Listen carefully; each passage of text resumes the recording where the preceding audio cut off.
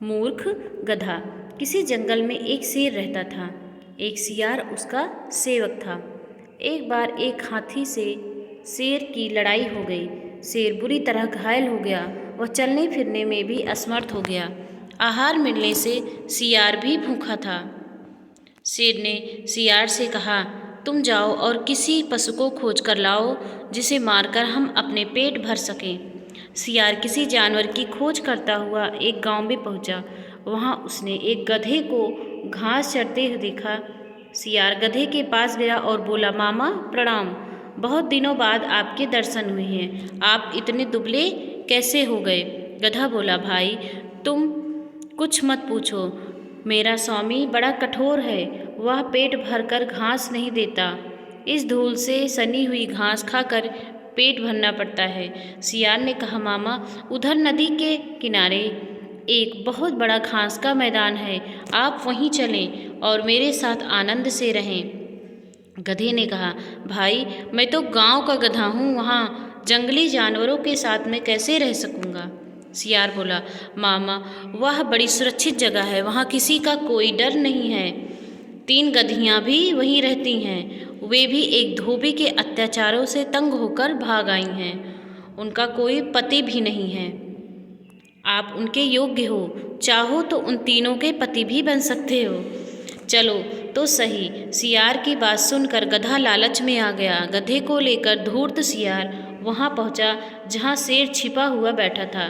शेर ने पंजे से गधे पर प्रहार किया, लेकिन गधे को चोट नहीं लगी और वह वहां से डरकर भाग खड़ा हुआ। तब सियार ने नाराज होकर शेर से कहा, तुम एकदम निकम्मे हो। जब तुम एक गधे को नहीं मार सकते तो हाथी कैसे लड़ोगे?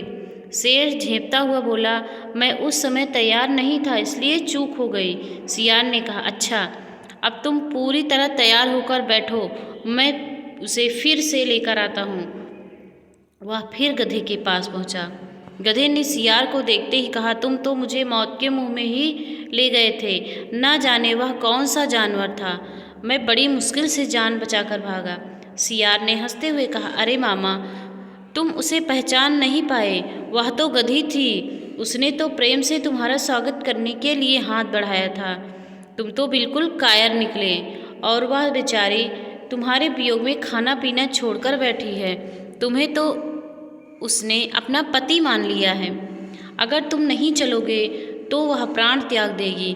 गधा एक बार फिर सियार की बातों में आ गया और उसके साथ चल पड़ा। इस बार शेर नहीं चूका। उसने गधे को एक ही झपट्टे में मार दिया।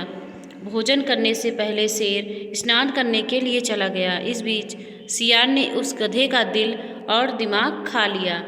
शेर स्नान करके लौटा तो नाराज होकर बोला, ओ सियार के बच्चे, तूने मेरे भोजन को जूठा क्यों किया? तूने इसके हृदय और सर को क्यों खा लिया? धूर्त सियार गिड़गिड़ाते हुए बोला, महाराज मैंने तो कुछ भी नहीं खाया। इस गधे का दिल और दिमाग था ही नहीं। यदि इसके होते तो यह दोबारा मेरे साथ कैसे आ सकता था? शेर को सियार की बात पर विश्वास आ गया। वह शांत होकर भोजन करने में जुट गया। बच्चों, इस कहानी से हमें यह सबक मिलता है, जो दिल और दिमाग से काम नहीं लेते वो हमेशा किसी का शिकार हो जाते हैं, चाहे वो जानवर हो या फिर इंसान।